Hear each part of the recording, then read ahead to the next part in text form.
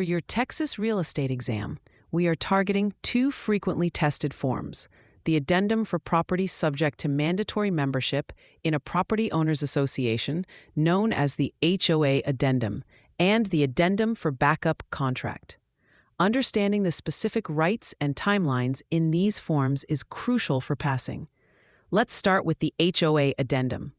The exam loves to test the buyer's termination rights. A classic exam scenario involves the seller failing to deliver the subdivision information by the date specified in the addendum.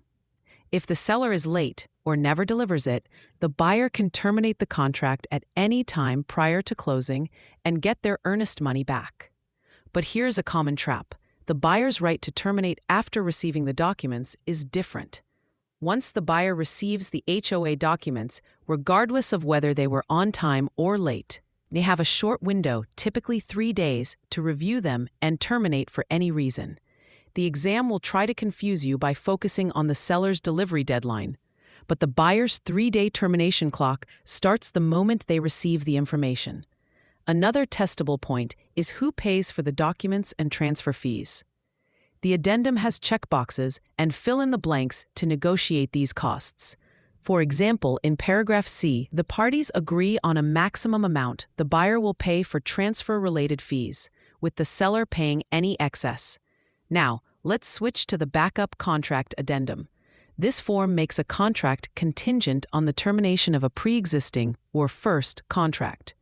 A critical concept the exam will test is how the backup contract becomes the primary contract.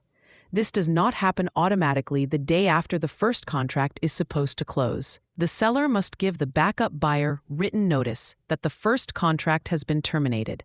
Only upon receipt of this notice does the backup contract move into the primary position. The date the backup buyer receives this notice becomes the new or amended effective date. This amended effective date is the trigger for all performance timelines, like the option period and delivery of earnest money. Here's a major trap for exam takers. The original effective date and the backup contract does not change. Rather, a new amended effective date is established for performance purposes once notice is received. The option fee and initial earnest money are due as specified when the backup contract is first signed, not when it becomes primary. Any amendment or modification to the first contract does not terminate it, so the backup offer remains in second position. To remember the key actions for these addendum, use this phrase: for HOAs, receipt starts the clock. For backups, notice moves you up the block. This highlights that receiving HOA documents starts the buyer's review period, and receiving termination notice promotes the backup contract. Focusing on these specific triggers, receipt and notice, will prevent you from falling for exam traps related to simple date deadlines.